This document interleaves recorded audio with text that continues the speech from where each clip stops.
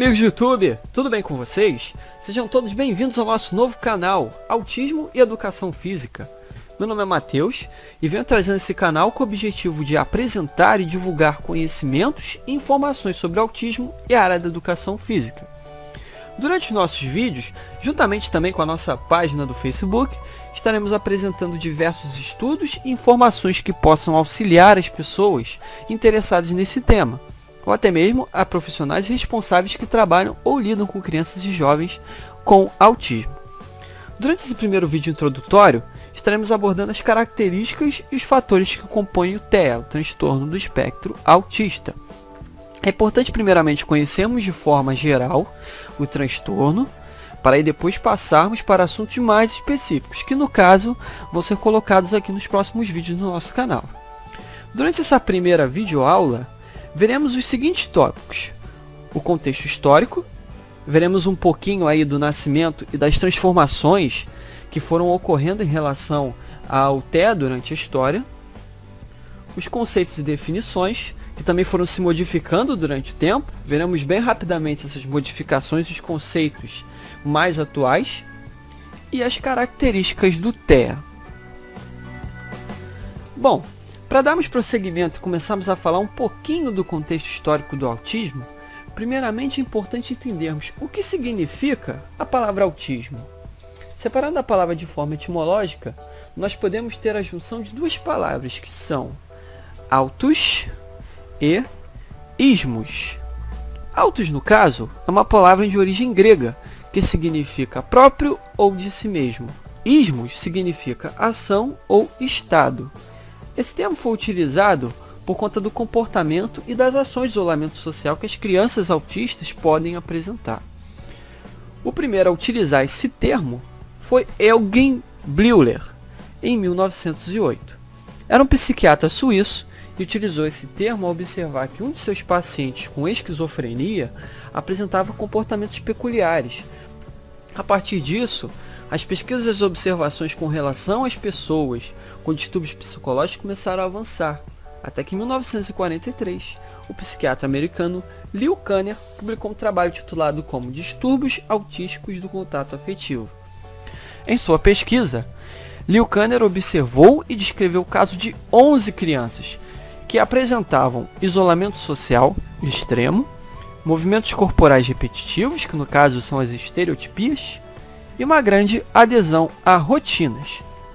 Ao mesmo tempo que Leo Kanner, um psiquiatra austríaco chamado Hans Asperger também já observava alguns comportamentos peculiares em um grupo de crianças.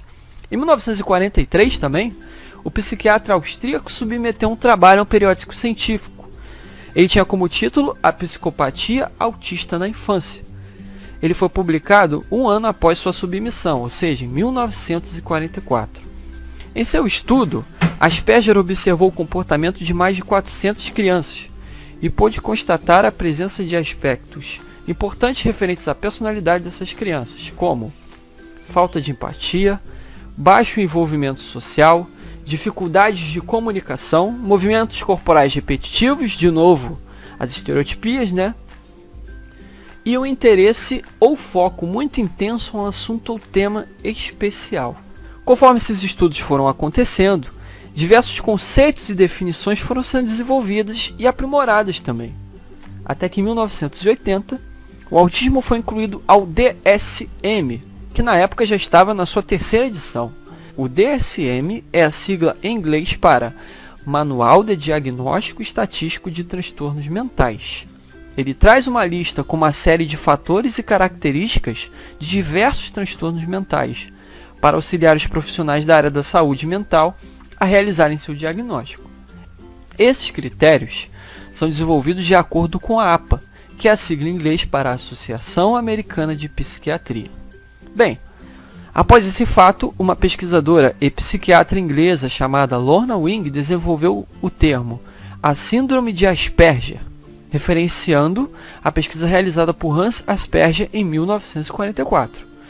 Foi uma figura muito importante nos estudos relacionados ao autismo e foi homenageada no estudo diagnóstico dos aspectos que compõem a síndrome, conhecida como a Tríade de Wing, constituindo os déficits nos campos da imaginação, da comunicação e da socialização.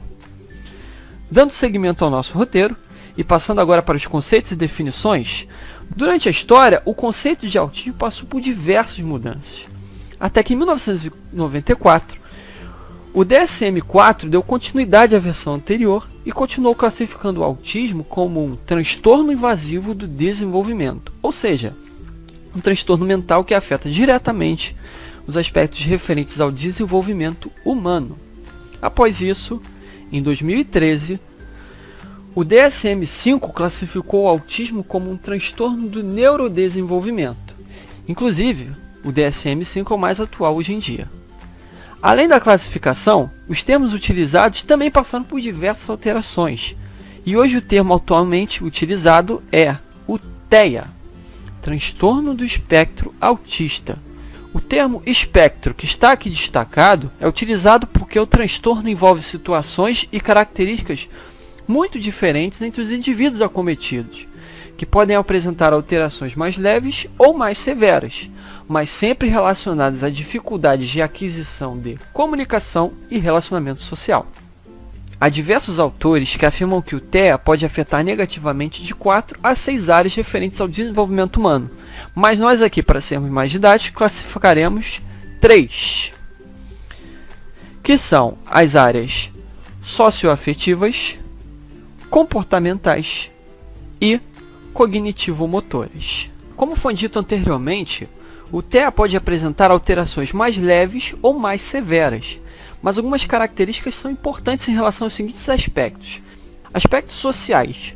Os indivíduos com TEA no âmbito social podem manifestar os seguintes fatores: auto-isolamento social, pouco ou inexistente contato visual e dificuldade de expressar necessidades pessoais. Em relação aos aspectos afetivos e emocionais, as pessoas com TEA podem manifestar comportamentos autoagressivos, indiferença à afeição ao contato físico e adesão a rotinas. E, em relação aos aspectos cognitivos e sensoriais, podem ser manifestadas apresentação de reações exaltadas frente a estímulos visuais, sonoros ou táteis, isso é o que a gente chama de hipersensibilidade sensorial, que nós vamos falar em um próximo vídeo, e falta de atenção. E no que diz respeito aos aspectos motores, podem ocorrer manifestações de estereotipias, manipulação inadequada de objetos, postura corporal inadequada, equilíbrio mal estabelecido, falta de coordenação motora, organização espacial e temporal deficitária. E esses aspectos nós colocamos aqui destacados em amarelo, constituem um processo importantíssimo do desenvolvimento humano, que é o desenvolvimento motor. Ele ocorre desde a fase do bebê à fase adulta, que nós vamos explicar em um próximo vídeo. Aqui nós temos a nossa bibliografia, com os estudos e os livros que foram utilizados para fazer esse vídeo. Se você gostou do nosso vídeo, dê seu gostei aqui embaixo na descrição. Inscreva-se em nosso canal e curta também a nossa página do Facebook. Lá estamos sempre postando artigos e informações bem interessantes relacionadas às áreas da educação física, com intervenções e práticas que podem auxiliar o desenvolvimento de pessoas com autismo.